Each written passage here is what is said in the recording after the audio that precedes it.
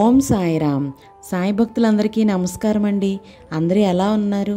ఆ సాయినాథుని కృపా కటాక్షాలు మన అందరిపై ఉండాలని మనస్ఫూర్తిగా కోరుకుంటున్నాను. సమర్థ సద్గురు శ్రీ సాయినాథాయ నమః. ఈరోజు అసలు ఊదిలో ఎంత మహిమ ఉందా అని ఈ కథ విన్న తర్వాత ఈ సాయి భక్తుని కథ విన్న తరువాత ఇంకా అసలు ఆ ఊదికి ఎంత మహిమ ఉందా అని నాకైతే అర్థమైంది. ఈరోజు ఆ కథని నేను మీతో కూడా షేర్ చేసుకుంటున్నాను. ఈ వీడియోని స్కిప్ చేయకుండా లాస్ట్ వరకు అయితే చూసేసేయండి. ఊది కథలు. బాబా తన జీవితంలో భక్తులతో అనుబంధాన్ని కొనసాగించేందుకు ఎంచుకున్న ప్రత్యక్ష మార్గాలు 2. అవి ఏంటేంటి అని అంటే కనుక అందులో ఒకటి వారి మొహాన్ని త్రుంచివేసేందుకు దక్షిణను కోరటం, 2 వారి కష్టాలను తీర్చేందుకు ఊదిని అందించటం జరిగేది.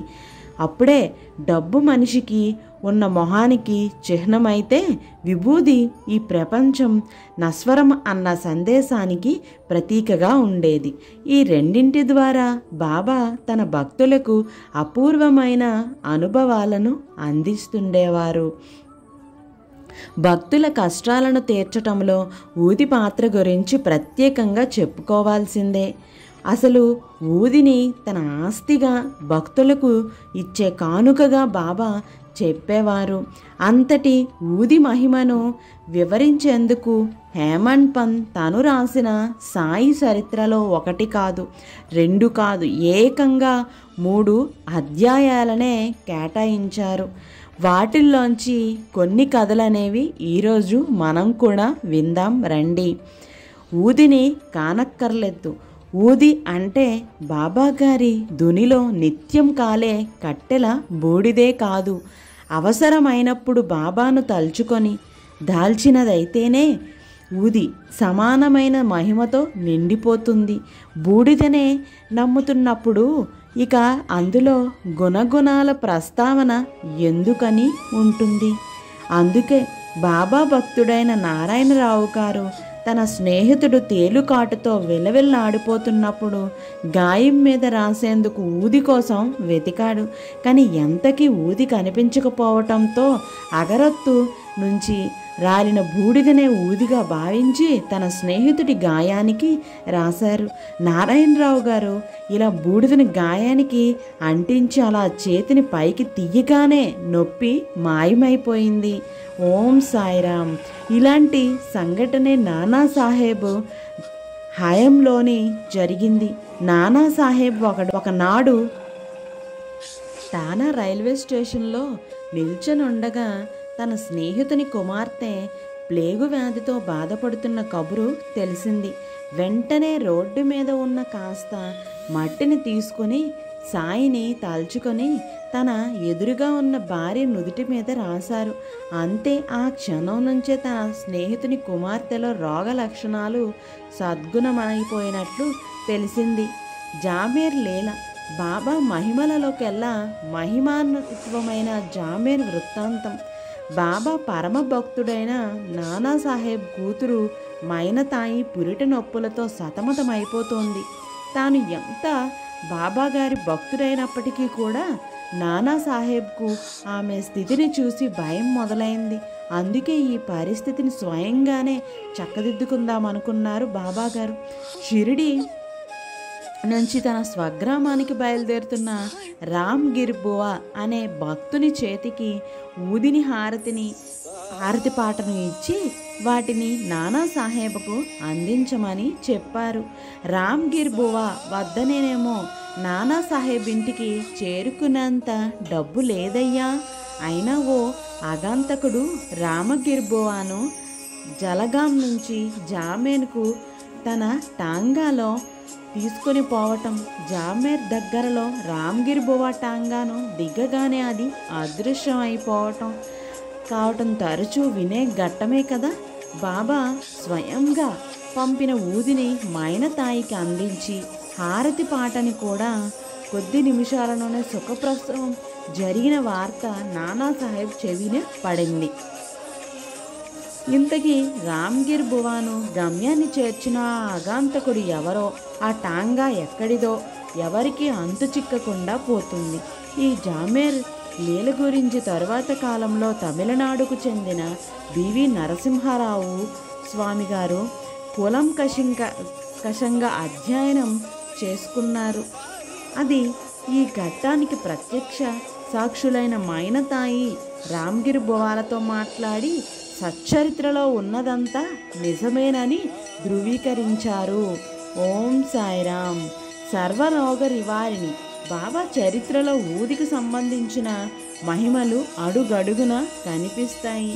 ఊదిని కలిపిన నీటితో మూర్ఛ రోగం తగ్గటం, ఊదితో ప్లేగు వ్యాధి ఉపశమించటం, రాచ కురుపుతో బాధపడుతున్న సైతం ఊదితో స్వస్థత చెందటం, ఇలా సచ్చరిత్రలో అడుగడుగున ఊది వైభవం అనేది కనిపిస్తూ ఉంది. కానీ దానికి కారణం తాను కాదంటూ వినమ్రంగా చెబుతారు బాబా గారు. నేను భగవంతుడను కాను, ప్రభువును కాను, నేను వారు నమ్మకమైన బంటును, వారినెల్లప్పుడూ జ్ఞాపకం చేయుచుందుదును. ఎవరి అయితే తన అహంకారమును పక్కకు త్రోసి భగవంతునికి నమస్కరించెదరో, ఎవరు వారిని పూర్తిగా నమ్మెదరో, వారి బంధములు వీడి మోక్షమును పొందెదరో అన్నది బాబా గారి మాట. సర్వ కష్టహరణం. ఊదితో నయమయ్యే రోగాల గురించే కాదు, ఆపత్కాలంలో ఊదితో తీరిన కష్టాల గురించి కూడా సచ్చరిత్రలో ప్రస్తావన వస్తుంది. ఒక ఉదాహరణకి ఏదైనా ఒక కథ చూద్దాం. బాలాజీ నేవాస్కర్ అనే భక్తుడు ఒక జీవితాంతం బాబాను తలుచుకుంటూ కొలుచుకుంటూ గడిపేశారట. అలాంటి బాలాజీ సంస్కారకాన్ని అతని కుటుంబం శ్రద్ధగా నిర్వహించాలనుకుంటుందంట. కానీ నేవాక్కరు కుటుంబం ఊహించిన దానికంటే 3 రెట్లు బంధువులు ఆ సంవత్సరానికి వచ్చారు. వారిలో వంటకాలు చూస్తేనేమో వారిలో 3వ వంతుకు మాత్రమే సరిపోయేటట్లున్నాయి. ఆ పరిస్థితి చూసి బాలాజీ భార్య గాబరా పడిపోయింది. కానీ అతని తల్లి మాత్రం ఆ వంటకాలన్నింటి మీద కాస్త ఊదిని చల్లి వాటిని గుడ్డతో మూసివేయమని సలహా ఇచ్చింది.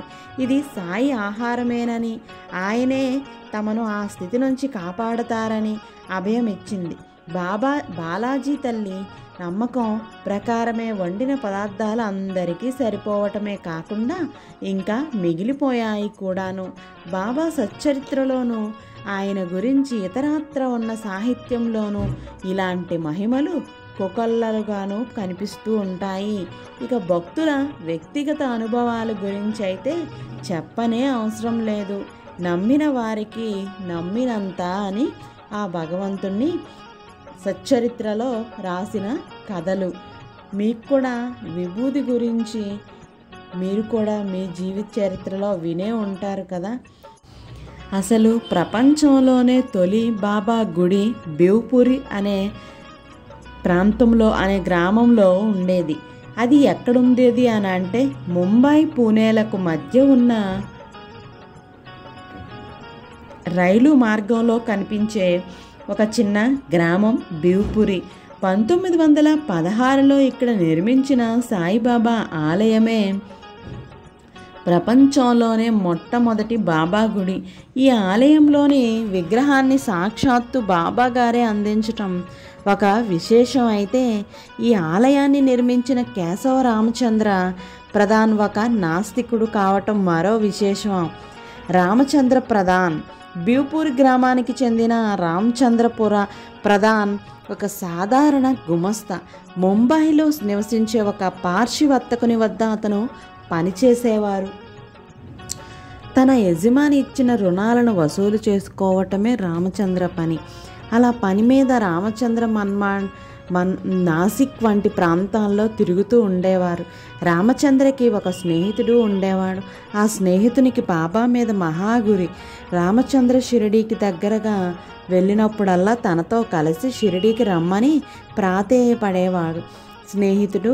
కానీ చిన్నప్పటి నుంచి దేవుళ్ళ కన్నా మహత్యాలనన్నా నమ్మకం లేని ప్రధాన్ స్నేహితుడి మాటలు లెక్క చేసేవాడు కాదు. అయితే చివరికి ఒకసారి షిరిడీకి వెళ్లేందుకు ఒప్పుకున్నాడు ప్రధాన్. కాకపోతే తాను సత్రంలోని ఉండిపోతానని, బాబా ఉన్న మసీదులోకి అడుగు పెట్టనని షరతు పెట్టాడు. రామచంద్రని సత్రంలోనే ఉంచి తాను మాత్రం హారతి వేళ బాబాను దర్శించుకునేందుకు వెళ్ళిపోయాడు స్నేహితుడు. హారతి మొదలైంది. మధురమైన హారతి పాట, లయబద్ధమైన సంగీతము మసీదు నుంచి వినిపిస్తోంది. ఆ శబ్దాలకు ప్రధాన్ కాలు నిలవలేదు. తనకు తెలియకుండానే నడుచుకుంటూ మసీదులోకి అడుగుపెట్టాడు ప్రధాన్. అడుగు పెట్టడమే కాదు, అక్కడ ఉన్న బాబాని చూసి మైమర్చిపోయాడు. ఆ మరపులోనే ఆయన వద్దకు వెళ్ళి నిల్చున్నాడు. ప్రధాన్ని చూసిన బాబా తన అలవాటు ప్రకారం దక్షిణను అడిగారు. అప్పటికీ ప్రధాన్ మైకంలోనే ఉన్నాడు. తన యజమాని కోసం వసూలు చేసిన 2500 రూపాయలను తీసి మారు మాట్లాడకుండా బాబా చేతిలో ఉంచాడు. మహిమ తెలిసింది. అసలు ప్రధానికి మహిమ అనేది ఎలా తెలిసిందో చూద్దాం రండి. ప్రధాన్ తిరిగి తన సత్రానికి వచ్చిన తర్వాత కానీ జరిగినది ఏమిటో మనసుకి తోచలేదు. కానీ ఇప్పుడు ఏం చేసింది? తన యజమానికి ఏమని చెప్పేది? అసలు యజమాని దగ్గరకు తిరుగు ప్రయాణం చేయటానికి కూడా అతని వద్ద తగినంత ధనం లేదయ్యా. ఇలా పరిపరి విధాల ఆలోచిస్తూ ప్రధాన్ తన ఊరు బేవ్పూర్కి చేరుకున్నాడు. తన ఒంట్లో బాగోలేదని, ఆరోగ్యం కుదుటపడగానే వచ్చి కలుస్తానని యజమానికి కబురు పంపాడు. కానీ యజమాని నుంచి ఒక చిత్రమైన జవాబు తిరిగి వచ్చింది. కావలసినంత విశ్రాంతి తీసుకొని ఆరోగ్యం పూర్తిగా కుదిటపడిన తర్వాతనే రమ్మని. ఎందుకంటే ఏ రుణాన్ని వసూలు చేసేందుకు ప్రధాన్ తిరుగుతున్నాడో దానికి రెట్టింపు వసూలు అయిందని ఆ సందేశంలోని సారాంశం. ఆ జవాబు విన్న ప్రధానికి మతిపోయినంత పని అయింది. ఇదంతా కూడా బాబా మహిమేనని తెలిసొచ్చింది ఆ ప్రధానికి. ఓం సాయిరామ్. బాబాగారు హెచ్చరిక. ఈ సంఘటన జరిగిన దగ్గర నుంచి ప్రధాన్ తరచూ షిరిడీ వెళ్ళేవాడట. అంతేకాదు తనతో ఓసారి తన ఊరు బేవ్పూర్కి రమ్మని బాబాను తెగ పోరేవాడంట.